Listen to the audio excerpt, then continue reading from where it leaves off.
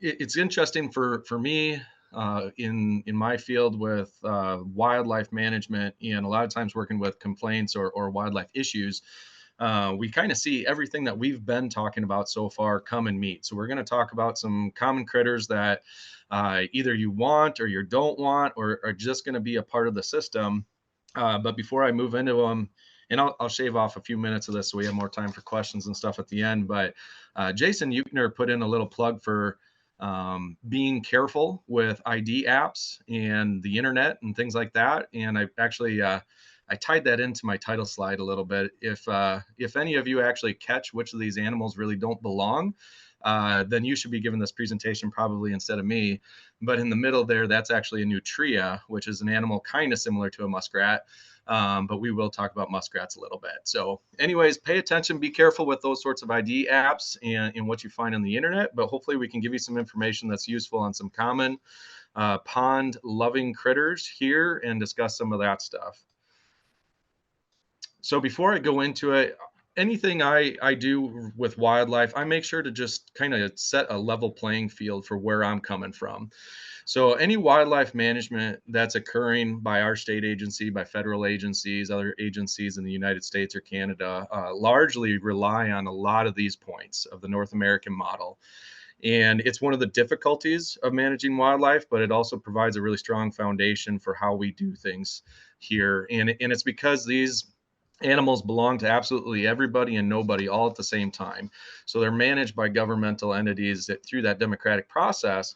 But the idea here is, well, you own the land that the timber's on, but the deer runs from your land to other people's land. So it's not your deer. The deer is just moving between those places. The deer is itself.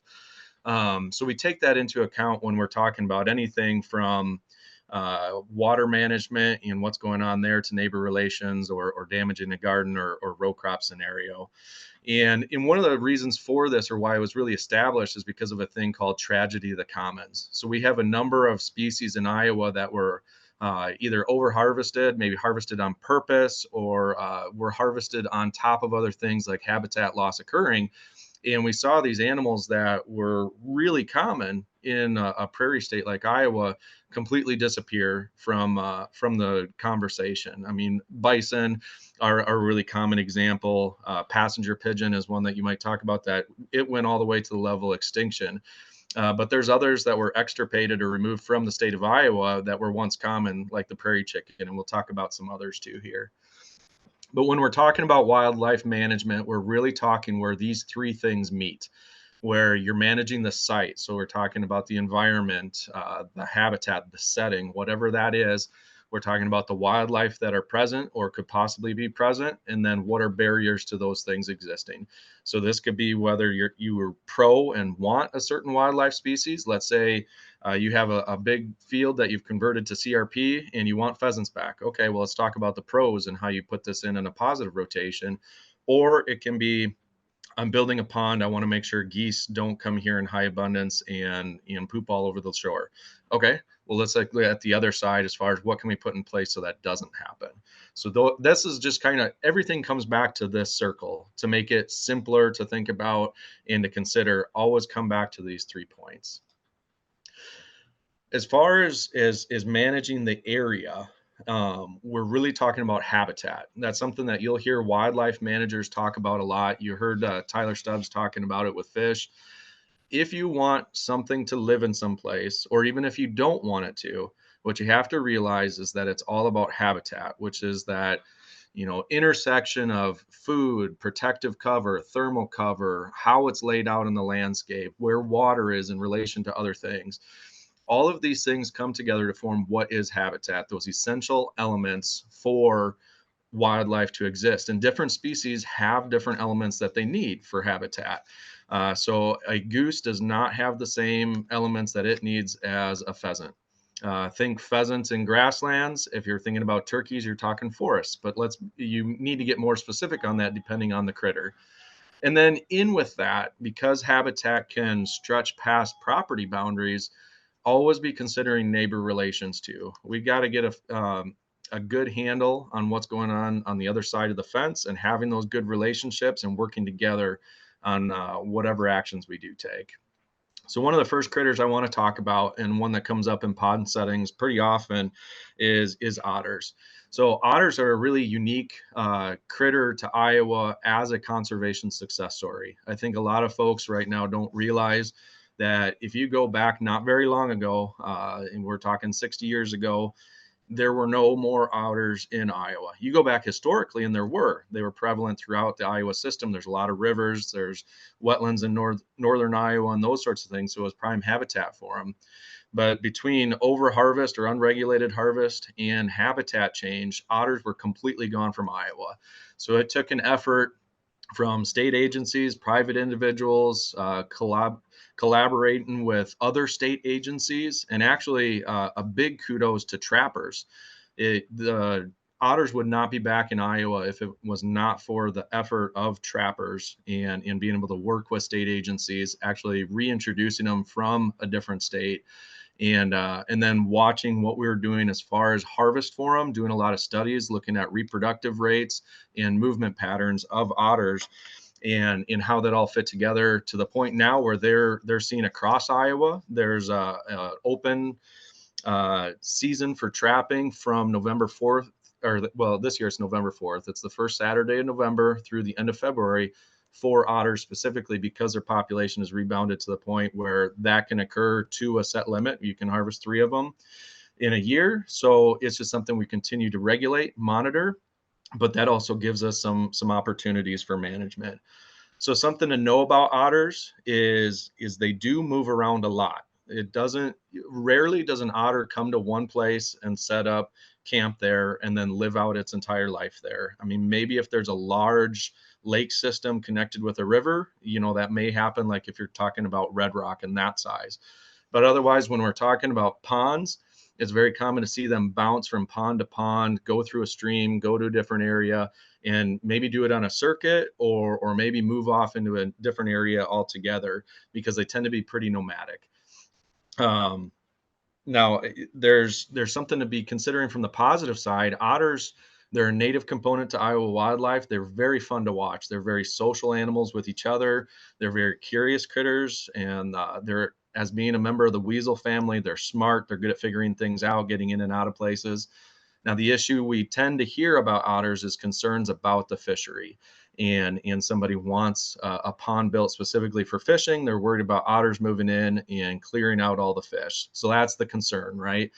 And now Tyler hit on this way better than I'm going to be able to, but it's been demonstrated time and time again that by just planning ahead and having good quality habitat for fish, you are going to protect them from otters in the big picture. Yes, some otters may come in and they may eat some fish. They're also going to probably eat frogs, maybe some turtles, maybe other things that are available, but they're not going to camp out there and clean out the whole thing unless it's too easy for them, and that's just what they're going to do. If we're at a buffet and it's easy to keep getting food, we're going to keep doing it.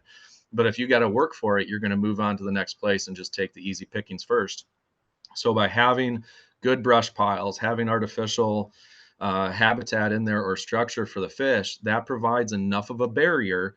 Now, barrier in a different thinking here, that you're actually going to maintain fish populations even with otters moving in and out. There's plenty of ponds and lakes and rivers in southern Iowa where otter populations are high that demonstrate this. So be thinking ahead and be doing this. Now, if you are concerned about it and you see otters, every single year, I think it's good to keep in mind that there are people that would love the opportunity to trap otters and utilize that resource. And so that's a natural mechanism for controlling things in your area that we can certainly use. So again, that goes from the first Saturday to November till the end of February. So you're talking 80 plus days every single year that trappers could be out there and potentially removing a handful of otters. Not that we want to remove them completely from the system, because we know they're a native component of what's going on. So muskrats is what I'm going to talk about next. That's one where people can get worried about damage from muskrats. And I think this picture does a pretty good job. And kudos to this Lakeshore Guys of some company that operates in the Midwest and helps protect from muskrats. What they'll do, you're talking an aquatic critter, so it's attracted to water and it's going to want to be in these systems.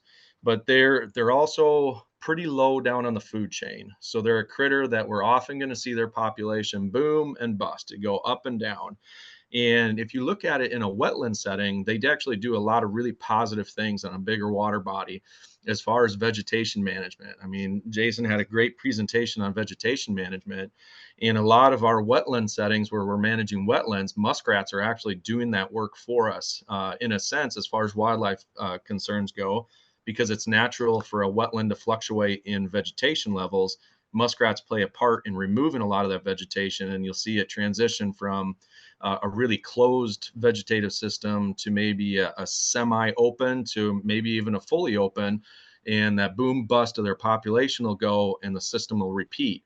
And having that mosaic of different options out there is really important for migrating shorebirds and waterfowl and things like that as they move through the system. Now, when we're talking a smaller pond setting, obviously the impact of muskrats has shifted. You're not necessarily talking as much vegetation that's open for them. And so instead of building huts, out in the wetland that they're going to use for winter cover and for storing food sources, they're going to utilize the bank structure. And now, in this picture, it's interesting because it's on a fairly light slope, and usually that really helps with it. But what they're going to do is a few inches below the water line, they burrow into the bank, they go in straight, and then they curve upwards to where the actual den site is up above the water level. So that provides a protective barrier for them to get up and into it to protect them and keep them safe. But then what we see is that over time, at some point, that den site collapses, especially if we see some water level changes, or if the water level drops, the muskrat's going to burrow in at a different level, and then you're creating kind of like this onion layer structure that's going to collapse on there. But if we have a big rainfall event or something like that, it can also lead to this as well. So when it's closer to the shore, that can lead to some erosion issues or bank destabilization if it's pretty severe. And honestly, there's a few ways of looking at it. One thing you can go to is trapping and removal of the animal. There's nuisance wildlife control operators that are private entities permitted through the DNR that operate across the state. We've got a list of them on our website that's broken down by county, and they have the supplies and the expertise for trapping specifically in these sort of scenarios where they can remove the muskrats. So that's kind of a short-term solution. It'll help when those boom years are happening, so you can get that back down, and is something that can be a useful tool. Alternatively, Tyler had mentioned in the pond design and initial building of it, looking carefully at those slopes that you're using on the banks. If it's a 3 to 1 or greater and is a gentle slope down initially to that water level, it's less conducive to muskrat activity because they like a steep bank that they can burrow directly into and then go straight up for that den. When it's at a gentler slope, it's harder for them to do that. Another method that is really great to think about, and Amanda touched on this early on in her video, is looking at what you're using to stabilize that shore. Whether you're using riprap or the mat system like she was talking about, having a hard barrier there prevents the muskrats from being able to actually burrow into that, and they're going to have to go somewhere else to find that type of home and safety component that they're looking for. A pretty common practice is, as you're developing that shoreline and building the pond, is laying hardware cloth or some sort of metal fencing first, then putting riprap down on it, and above that is where you have the vegetation. So just things to consider, that if you can protect that shoreline with a hard, impenetrable surface, as far as from wildlife, we still want water and stuff to flow through it. It'll really help deter muskrats from that system. Similar to muskrats, but definitely a lot larger. And I have a little comparison slide coming up here, is beavers. Now, beavers are kind of a quiet comeback story as far as conservation goes. They were, again, something that was found throughout Iowa, got to the point where they were extirpated between overharvest and fur trade and nuisance stuff, but also habitat loss with draining of wetlands and straightening of rivers and that sort of thing. But they've kind of quietly made their way back, definitely present throughout the state of Iowa, and are something where a lot of times the damage is very visible, very obvious, and can occur pretty quickly when they do move into a system. But they are a native component to it. So one of the things to think about as far as trees is protecting that tree. If you can put that physical barrier and you have specific trees, let's say you just have a handful of trees and you want them safe, putting some sort of caging around it is good for protecting from beavers, can also be good for deer, as we're going to be coming up into the fall here and seeing rub damage. Um, a trick that I've heard people using to some success is mixing paint with sand and then painting it on the bark. I don't know if that really works that well or not, but if you don't want to try the cage, you want to try something else first, that's certainly something that you can do. But this would be like in a more park type setting where it's pretty open and there's just a few trees that you want to make sure to protect. This could be a very effective tool for you. One of the big things with beavers that we're talking about is water level management. They're very good at finding the water flow source and then blocking it to raise that water level up. And that's to give them a protected place to be able to call home, whether it's burrowing into the bank or building a hut or a lodge in those areas so that water level is higher so they're safer. Um, Hand removing the material is I mean, something you're going to have to do if this happens. If it gets really severe, you may need equipment to come in there and do it, but it's going to definitely prove to be a problem with flooding, with damage to the banks, with damage to the dam itself, and those sorts of things if nothing is done about it. So uh, Jen's examples of their outlet structures in her slides were way prettier than this. This is just to demonstrate that there's lots of options for how you do this. Some work better than others. Each set of beavers is a little bit individual, and so what they can and can't get around may be a little bit different. But there's different ways to help kind of put that barrier in place so they can't get to the tube itself to block it with trees and mud and all that sort of stuff. So make sure to protect the outlets, keep an eye on them, remove them when debris is getting close there. Uh, they even have some structures now, kind of similar to what Jen was showing, where it's more of an underground flow system. And they actually have almost like a pipe that's a decoy for the beavers. They spend all their time with that, but then they're not actually plugging the true pipe that's a little bit lower down and is moving the water. So they're getting a little bit creative in some of the products that are out there that could be useful with beavers. This is just a picture to give you a size comparison. Like I said, trapping is a part in a perfectly legal thing to do during the trapping seasons, or utilizing someone when damage is occurring that's registered as a nuisance wildlife control operator to come on the property and do removals. NWCOs are a private business. They're just permitted through the DNR to remove things outside of the regular seasons. So there would probably be a contract and a fee type of thing there. With beavers, recognizing some of the damage that can occur and the issues with them, the trapping season is actually extended much later, all the way into April, to be able to help with that. So nobody really wants to talk about geese, so I can just skip these, right? No, I probably the most common wildlife thing we hear about with pond or water settings is Canada geese. And so I have this example right here of perfect prime super ugly, gross habitat for geese. So if this is what your pond looks like in Iowa or the Midwest, you are going to have geese. There's no question about it. And so this is an issue, and it's going to depend on how you want to manage it then. But just know that if this is how it's set up, you are actively attracting geese to the area. Now, this picture actually represents a few things of why it's prime habitat. One thing is, with it being mowed down to the bank, it's very easy for them to walk from the water up the bank to the food source. The food source is going to be grass and anything growing in that grass. We manicure it, we fertilize it, we do everything to make it perfect food for geese. And if it's really easy to walk from water up to the grass, then they can leave their goslings up there. And we know they're looking for that for raising families. So they're going to nest nearby. They're going to want to raise their family there. The other thing we see here is, with it being wide open, manicured places, they can see a long distance. So putting yourself in the shoe of the geese, from a 2 to 3 foot, height off of the ground, what you can see, that's what they can see. And they're watching for predators. They want to know they're safe. Yes, they can fly away, but their safety spot is the water or a long ways away. When they're got goslings, they're pretty limited on where they can go. So they're looking all the time. And if they can see a long distance, they know they're safe for a long distance. So if there's no obstacles or barriers in the way, then that's what they're looking for site selection. These geese are coming right up to the person that's taking this picture. So they have been fed. I have zero doubts in my mind that these geese have been fed by people.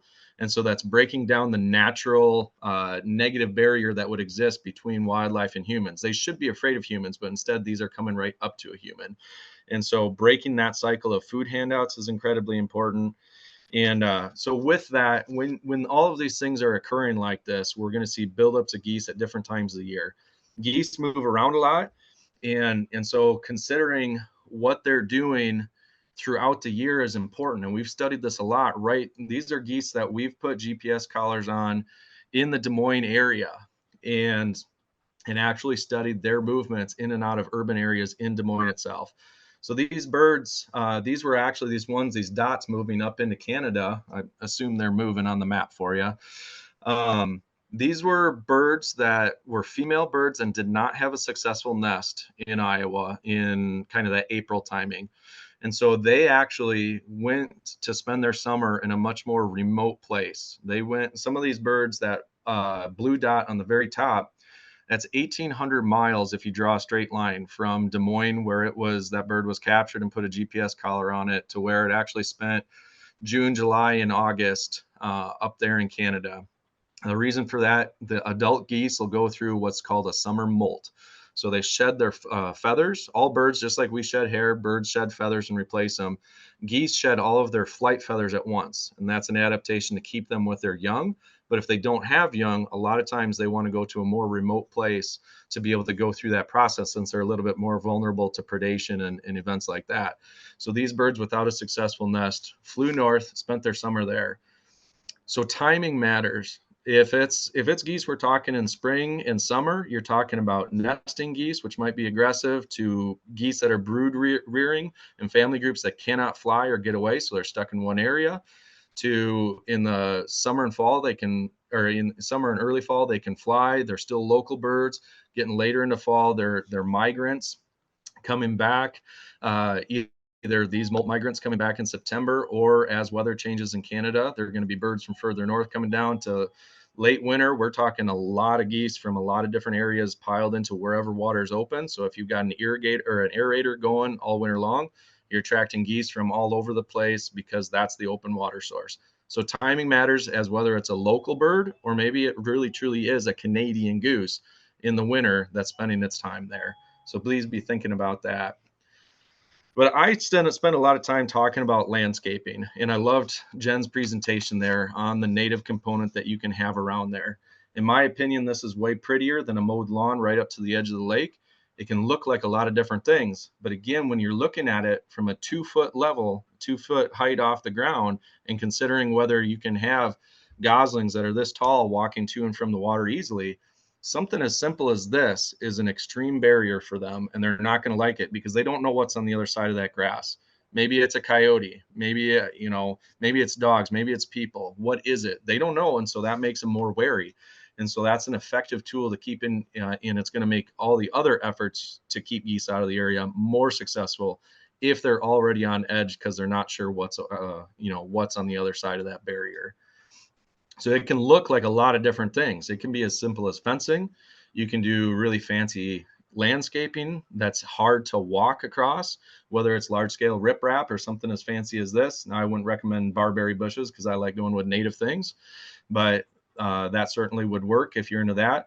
But otherwise, the native vegetation component, this is a picture I took in the suburbs, and there's no geese that are spending their winter there. It was allowed to freeze over. The geese aren't using it year round because it doesn't have that long sight distance and they feel less comfortable.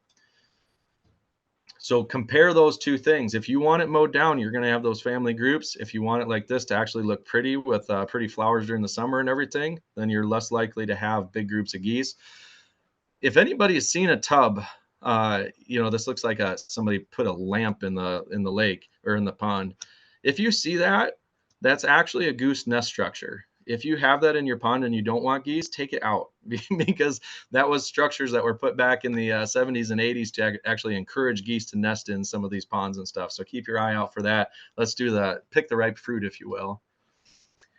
So geese, because they're migratory and move around, They're actually protected at a federal level and even an international level. We work with our counterparts in Canada and in Mexico on some of the regulations that we put together, but any of the hunting regulations and things like that all have to go through a federal standard. And to do any hands-on work on geese, even us as a state agency, have to have a special permit from the federal government.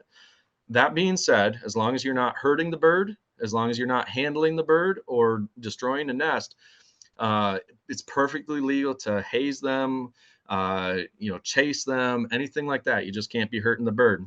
So if it's sitting on a nest, you kind of got to wait for it to hatch. But otherwise, noisemakers can be very effective.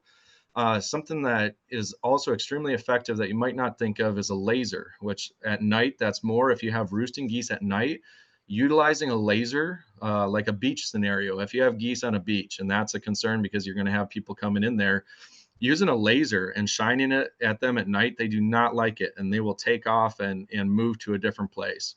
I know sometimes that works better if there's what you might call a sacrifice area on the other side of the pond. Maybe you don't care if the geese are over on the one side and they graze and you mow that down to the edge, but on this side you don't want them. So use the scare tactics or the laser or something like that on that side, as opposed to on the side where you don't mind them eating a little bit. And that'll make things like this work a little bit better. Now, I'm sorry if it's a little bit jumpy with the internet connection here, uh, but there's some companies that'll do goose hazing and that stuff for you. Now, this company uses a dog. Dogs are extremely effective at making the area less appealing to geese because it's that natural predator component. And again, as long as you're not hurting the geese, as long as that dog isn't going out and you're having it kill goslings, then it's perfectly legal. You can use it to chase geese and scare them off. So what they do here is they have a border collie or Australian shepherd just trained to go around the perimeter of the pond. It chases the geese into the middle of the pond, and then they walk out towards it a little bit. And what you'll eventually see here is that the geese take off because all of a sudden this is really uncomfortable. They're getting pinched in from more than one side. As far as comments on it, the only thing you could do to make this a little bit better is either be shining a laser at them or shoot off a noisemaker at them at the same time, and it'll be more effective. So combining those techniques, scaring the geese out of there. If you want it mowed down to the edge, you're going to have to do a lot of this, especially if the geese are already used to being there. So it is, you could try to go that way too. I encourage altering the habitat and managing the actual landscape around it in conjunction. But if you want to try it just this way, I mean, that's certainly your choice to make. Hunting is a really good tool too. If you're in the rural areas, this is certainly an option. It is actually an option in some of the urban areas as well. I'd point out that both Des Moines and West Des Moines allow hunting to occur in ag fields that are 20 acres or larger.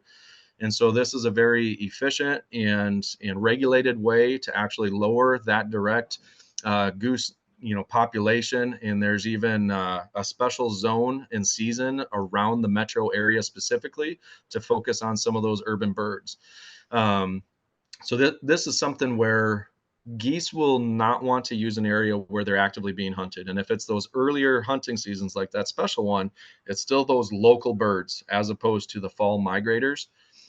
And so you're actually targeting the birds that are there during the summer, or the ones that are going to want to nest there, or the youngsters that raised up that year and will want to return to where they learned to fly in those early hunting seasons. I've worked with a golf course inside city limits and had a hunt, and they had veterans out there, so it was kind of a neat opportunity for them. We're not talking about slaughtering all the geese. They shot 8 geese out of 100 plus that were routinely coming into and utilizing that area, and geese did not come back there for the next 3 years. So it's something that can be very, very effective, and it helps reinforce anything else that you're doing. I can't talk about this enough. Please do not feed the wildlife. Don't feed geese. If you do this, and you're hurting yourself and going to make it that much harder. If you're in an HOA, encourage the HOA to have strong rules or language against feeding geese. Otherwise, you're going to be fighting upstream. Everything you're going to do is just going to be undone. These geese should not be eating out of somebody's hand. This goose on the other side is one of the birds from our study, and people were worried about her and put watering grapes out for her because she was nesting nearby. I only found out about it because I got a call that she was attacking people. So breaking down those barriers between wildlife and people is going to lead to increased aggressive encounters and negative conflict. Do not, I repeat, do not feed the geese. Do anything but enjoy them, watch them, chase them. Just please do not feed them. It's bad for the wildlife altogether. It's not healthy for them. It's not healthy for us. And it's congregating them in places we don't want them to congregate. They're congregating later in the year than they normally would, with disease issues such as avian influenza. That's obviously a concern. So do not feed the geese. Other wildlife, I mean, there's a lot of things that are going to benefit from having a pond and any of that habitat that you have around there. Oops, I skipped ahead. Um, but so it just, there's a lot of positive things. You're going to be attracting a lot of reptiles, amphibians, frogs, turtles, some snake species that utilize it. All good things. These are things that are natural component of these areas. You're going to have pollinators if you're doing some prairie stuff. And so increased insects that are utilizing the plants, not necessarily bad insects, just natural native insects that are utilizing those plants. And with that, then will come some insect eating birds. You might see some different bat species that utilize the water's edge too. So it's all things that you can take a step back and enjoy. But remember, there's particular things that if you don't want something, you got to know about that specific animal, make sure we're IDing it correctly, and we're happy to help with information on how to manage that specific resource. So that's where I kind of cut myself off here and get us back on track. But there's a lot of different options out there. And I think combining all this information you're learning about all the other presenters all play into what wildlife is going to be utilizing the area for and how they are using it.